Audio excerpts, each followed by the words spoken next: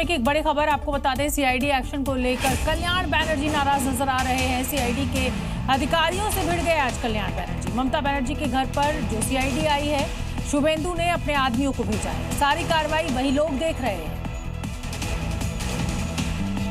वो लोग आए हैं और उन लोग का बॉस शुभेंदु अधिकारी को खुश करने के लिए वो लोग सोच रहे हैं कि शुभेंदु अधिकारी पैसा देता है, वो लोग शुभेंदु अधिकारी का है, उन लोग का बॉस है शुभेंदु अधिकारी, उसको खुश करने के लिए इधर आया है और कोई खुश नहीं है। बिहार में एमएलसी चुनाव के नामांकन के आखिरी दिन आरजेडी में सियासी हलचल देखने को मिली, जब पार्टी के कद्दावर नेता और पूर्व मंत्री शिवचंद्र राम टिकट न मिलने से नाराज होकर इस्तीफा देते नजर आए और पार्टी आलाकमान पर गंभीर आरोप भी लगाए, फूट-फूट कर रोने भी लगे कि ऐसी जिंदगी भगवान नहीं करे कि किसी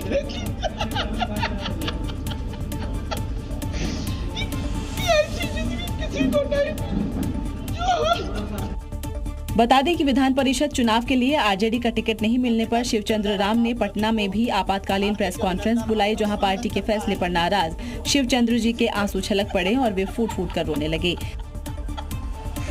इस दौरान शिवचंद्र राम ने पार्टी आलाकमान पर वादाखिलाफी और नाइंसाफी का गंभीर आरोप लगाते हुए अपने सभी पदों से तत्काल प्रभाव से इस्तीफा दे दिया।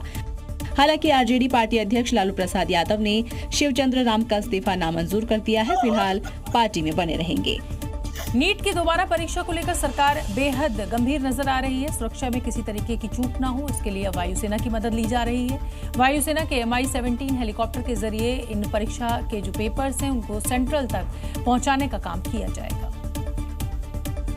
ताकि सुरक्षा के साथ साथ पारदर्शिता बनी रहे। खास बात यह है कि उन इलाकों में जहां सड़क के जरिए पेपर पहुंचाना एक चुनौती है, उन इलाकों में वायुसेना MI-17 हेलीकॉप्टर के जरिए पेपर को पहुंचाएगी। वायुसेना की मदद लेने के पीछे सरकार की मंशा साफ है। पेपर को सही समय पर पूरी गोपनीयता के साथ परीक्षा सेंटर तक पहुंचाना है। इतना ही नहीं, बल्कि परीक्षा पेपर तैयार होने से लेकर सेंटर तक पहुंचने में कई लेयर का सुरक्षा घेरा है। पेपर की छपाई, पैकिंग, ट्रांसपोर्टेशन और डिस्ट्रीब्यूशन में विशेष निगरानी रखी जा रही है। वहीं इस दौरान धर्मेंद्र प्रधान ने NTA ऑफिस का दौरा किया। कोई एयरफोर्स की कोऑर्डिनेशन कर रहा है, कोई बैंकों की कोऑर्डिनेशन कर रहा है, कोई राज्यों से कोऑर्डिनेशन कर रहा है, कोई अधिकारी उसकी सारे सॉफ्टवेयर का सिक्योरिटी वेरिफिकेशन कर रहा है। अब देश भर के लाखों मेडिकल छात्रों की नजर 21 जून पर टिकी है। सरकार और संबंधित एजेंसियां ये सुनिश्चित करने में जुटी है कि इस बार परीक्षा प्रक्रिया पर कोई सवाल न उठे। जम्मू कश्मीर और लद्दाख के लिए आज का दिन ऐतिहासिक बन गया, क्योंकि अब कश्मीर घाटी और लद्दाख के बीच का सफर बेहद कम समय में पूरा हो जाएगा और आज जोजिला टनल का फाइनल ब्रेक थ्रू भी हो गया है। यानी अब लद्दाख से साल भर कनेक्टिविटी बनी रहेगी। खुद नितिन गडकरी जो है इस मौके पर मौजूद रहे, क्योंकि 11,000 फीट की ऊंचाई पर बर्फीला मौसम बड़ी चुनौती बन जाता है। लेकिन अब ये लाइफलाइन जो बनी है, जो साल के पूरा 12 महीने जो है ऑल वेदर कनेक्टिविटी रखेगी कश्मीर और लद्दाख की, और ये सफ़र जो है जो 45 किलोमीटर का जोजिला टॉप था वो केवल अब जो है 13 किलोमीटर तक रह जाएगा। और कश्मीर को लद्दाख से जोड़ने वाली जोजिला सुरंग का फाइनल ब्रेक थ्रू पूरा हो गया है।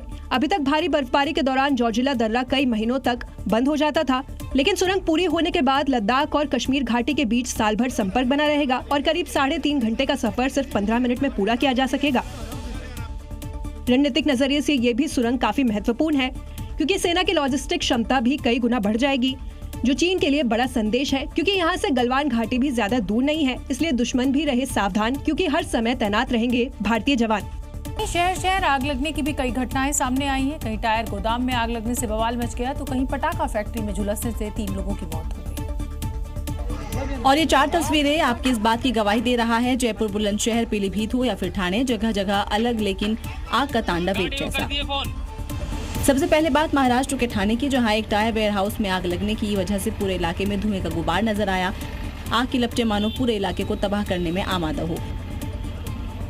वहीं यूपी के पीलीभीत में एक जूता चप्पल की गोदाम के ऊपर बने मकान में भीषण आग लग गई। परिवार ने भागकर किसी तरह अपनी जान बचाई। आग दूसरी मंजिल तक ना पहुंचे, इसके लिए जूता चप्पल को गोदाम से माल नीचे फेंकना शुरू कर दिया। कड़ी मशक्कत के बाद आग पर काबू पाया गया। ऐसे ही जयपुर में पटाखा फैक्ट्री में आग लगने से 3 लोगों की मौत हो गई, जबकि 5 मजदूर गंभीर रूप से घायल हो गए। डॉक्टर्स के मुताबिक ये लोग भी 90% से ज्यादा झुलस गए हैं। वहीं यूपी के बुलंदशहर में बिजली की तार में स्पार्किंग की वजह से अचानक आग लग गई। भीषण गर्मी के चलते तारों पर ज्यादा लोड बढ़ने की वजह से यह हादसा हुआ।